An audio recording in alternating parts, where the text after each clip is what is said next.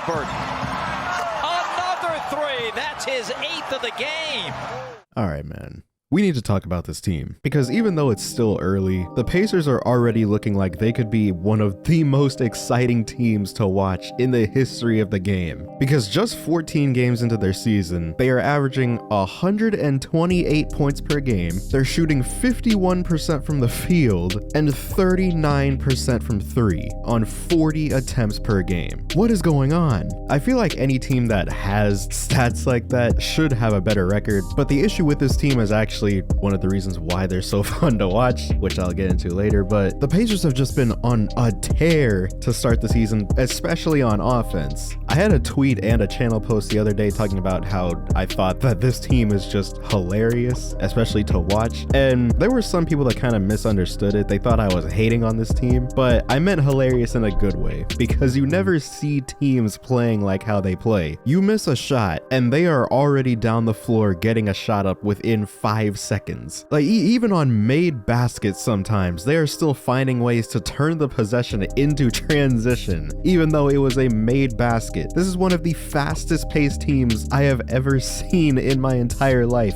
Technically, yes, that is true, because they currently have the second fastest pace of any team within the last 30 seasons, trailing only the 2020 Milwaukee Bucks. Like I said before, they're averaging 128 points per game. They've put up 130 points 6 times already. They've put up 140 points 3 times and 150 points twice. We're only a quarter of the way into the season. As I mentioned, it isn't just a case of them being the fastest paced team in the league and so they're putting up a bunch of points. They are doing this on unreal efficiency. As I said, 51% from the field, 39% from 3, for a true shooting percentage of 61.8%, which by the way trails only the Oklahoma City Thunder this season for number 1. You don't often see a team that is this effective on offense. Their offensive rating 122.7, that is the highest in NBA history, and they're currently being led by Tyrese Haliburton, who is quickly building a case for one of the best point guards in the entire NBA. He's currently averaging 25.3 points, 4 rebounds, and 12 assists to go along with 2.5 turnovers. 12.3 assists and 2.6 turnovers. Are we understanding what's going on here? And it's not even just that. He is doing so, shooting 52% from the field, 46% from 3 on 8 attempts, and 91% from the free throw line. This is about to be one of the greatest volume seasons possibly in the history of the league. And of course, you also have a lot of other really good players on this team as well. You have Miles Turner, who's been putting up his usual 17 points, 38% from 3, 7 rebounds, and 2 blocks a game. You have Buddy Hield, who was benched to start the year, but in the last couple games, he's gotten the starting role back, and he has taken full advantage of that. He dropped 31 points against the Raptors and had a great fourth quarter against the Atlanta Hawks in an absolutely insane game that we will talk about later. You add Obi Toppin to this team, who's only another lob threat for Tyrese. He's averaging 12 points, shooting 60%. Most of those are around the basket, so it makes sense. You also add Bruce Brown, who is a key contributor for the Denver Nuggets last season on their way to a title. Really good floor spacer. I mean,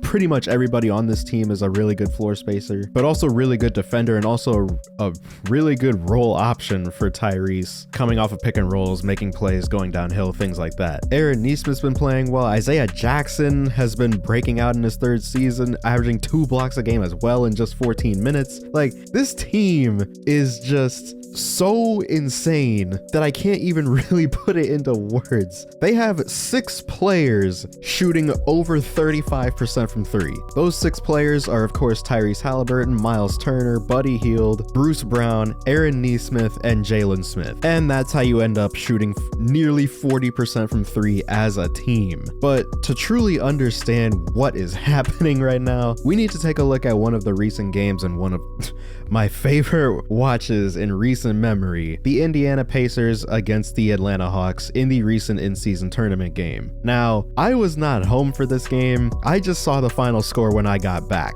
And I was like, okay, I need to watch this game to figure out what the hell happened here. And that's exactly what I did. And there were a lot of interesting things that I noticed about this team, and I'll explain them right here. Now, one of the first things that you're gonna notice about this team the second you start watching them is that they push the ball every single play. Of their 95 shots that they attempt on any given night, which by the way leads the league, they're taking over 3 shots more than the second most. But of those 95 shots, 30 of those are being taken between 22 and 15 on the shot clock. They are shooting the second they get a little bit of space. And I feel like that's the reason why they are getting so many open, because they push the ball so much that it gets you out of position. Like, you're not preparing for a team to be playing this fast. So this is what you're gonna see a lot of when you watch this team. Miles Turner, Tyrese Haliburton pick and rolls. They run this a lot. And it's really interesting when you see how teams react, because there isn't really that much they can do to stop this, especially if you're someone like Atlanta who doesn't really have the size to deal with Miles Turner other than Clint Capella. And so Tyrese gets the screen from Miles, he immediately rolls, and the problem now is that you're already out of position, but you don't want to give up an open 3 to any of these guys. Really, the only player that should be left open in this situation is TJ McConnell. He's the only player that's been really like up and down throughout his career, so you would live with him taking this. You're gonna see DeAndre Hunter can't leave Buddy Hield, so he really just goes for the pass fake, but he needs to recover. Clint Capella is now dealing with Tyrese, and so he needs the help to come down from the corner, and that leaves Aaron Nesmith wide open sliding on the wing. But Tyrese is incredible, and he just takes a shot anyway over Clint Capella and makes it, even though they could have had a wide open Aaron Nesmith wing 3. And then again on this play, a few minutes later, you're gonna see rebound to Isaiah Jackson. Tyrese crosses the half-court line with 22 on the shot clock. They already have an open TJ McConnell 3 with 18 on the shot clock. But as I said before, he is questionable from 3, especially this season, and so he passes that up. And then their offense then evolves into another Tyrese Haliburton pick and roll, this time with Isaiah Jackson. And then this happens. Tyrese, my goodness. Whoa, this is crazy. What is going on? What am I witnessing right now? And then this is what happens when you have such a great player like Tyrese Haliburton. Admittedly though, this is also just the Atlanta Hawks falling asleep on defense. Because Tyrese is sort of ISOing out top, everybody is keyed in on whatever the hell is about to happen. He can't get anything to go there, and so he gets it back with the shot clock winding down, tries to ISO again. Everybody, all eyes on him. You can't even see it on the screen right now, but TJ McConnell and Obi Toppin are both wide open. And you can see like the Hawks are trying to get back. The second that he looks up, they're trying to get back to the paint and the Obi Toppin cut that's about to happen, but they just can't get there in time, and that's too easy. So and here you see what I was talking about earlier with Bruce Brown. So they're trapping Tyrese at the logo because he has almost 40 points at this point. They're trapping him at the logo, both DeJounte Murray and Trae Young. Bruce Brown is the beneficiary of the pass, and he is left to basically make a play here. So because there's 2 out top, now people are out of position. There's 3 people trying to guard 4 players, and Bruce Brown basically just makes the right read, and he usually does a really good job of this. They're gonna recover back to this Buddy Hield corner 3, and so that leaves Obi Toppin wide open under the rim, uncovered. And this play from the next game against the Raptors is one of the plays that just it perfectly personifies this team. Miles Turner gets a big block on Jakob Poeltl, and Tyrese immediately runs pick and roll with Miles. The second Tyrese gets an open look off of this pick, he shoots. That is how fast this team moves. So here's a play that doesn't really involve pick and roll at all, just to show how difficult guarding this team actually is. So they start with a pick and roll with Obi Toppin and TJ McConnell. TJ goes downhill, but there isn't really anything there. Jakob recovers nicely, and so now he's asking for someone else. Bruce Brown receives the pass. This looks like an action, and so everybody's attention is on Bruce Brown. There's just a lot going on here, but at the same time, Buddy Hield is out near the logo. Dennis Schroeder looks back for a millisecond, and Buddy Hield is gone. Great cut. Jakob can't recover in time. That's an easy layup. So last play I want to break down here. They start off with this kind of Spain action here with Aaron Nesmith and Buddy Hield. Aaron Nesmith gets the screen, starts running to the rim. Buddy Hield sets the screen for Aaron and flares out to the three-point line. Now, because all of this is happening so fast and Tyrese is so fast attacking downhill, OG cannot keep up with this. That leaves Scotty Barnes having to help. Malachi is just out here. He's basically just recovering back to Buddy Hield if needed. This basically leaves Aaron Nesmith uncovered with a roll to the rim, and that's usually a lob. So Chris Boucher sees this and starts rotating down to the paint. That leaves Obi Toppin wide open for a corner three. All of that happened in 3 seconds. Toppin, catch, shoot, hits.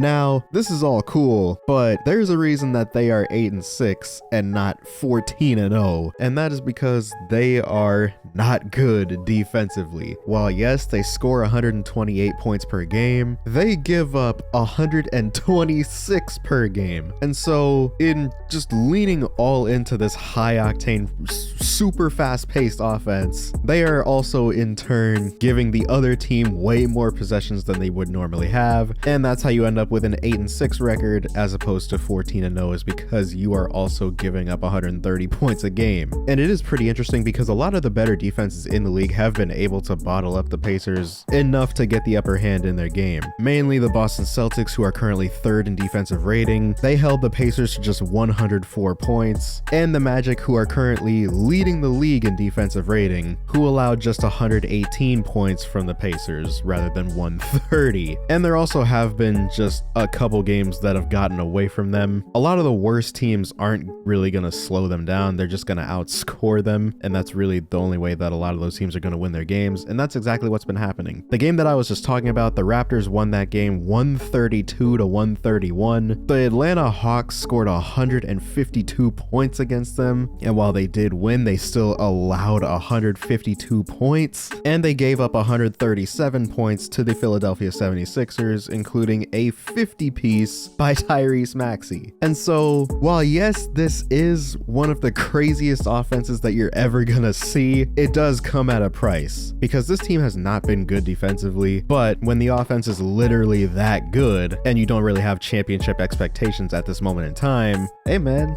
I don't have a problem with it. Like, I really respect that they've just said, hey man, like, we're gonna score 135 points tonight. If you can keep up and score more points than us, then so be it. Good luck. And that's really just what the games have been. And it's been really funny to see, and that's kind of why I call this one of the funniest teams that I've ever seen, because they are unapologetically leaning all in on offense, and it is insane to see. And that's really all I wanted to come on here and talk about today. This Pacers team is one of my must-watch teams this season, and this is all the reason why. Now, in terms of what their expectations are, I mean, it is possible that they fall off offensively, but not by much, given just how this team plays and the greatness of Tyrese Haliburton. But this obviously isn't going to work out well in the playoffs, given how they've been crumbling against some of the better defenses in the league. Like I said earlier, they are going to be possibly one of the toughest teams in the Eastern Conference to beat in a playoff series. And so there is going to be that, but I don't expect this team to do anything really of value other than win maybe a playoff series. But they are going to be providing us with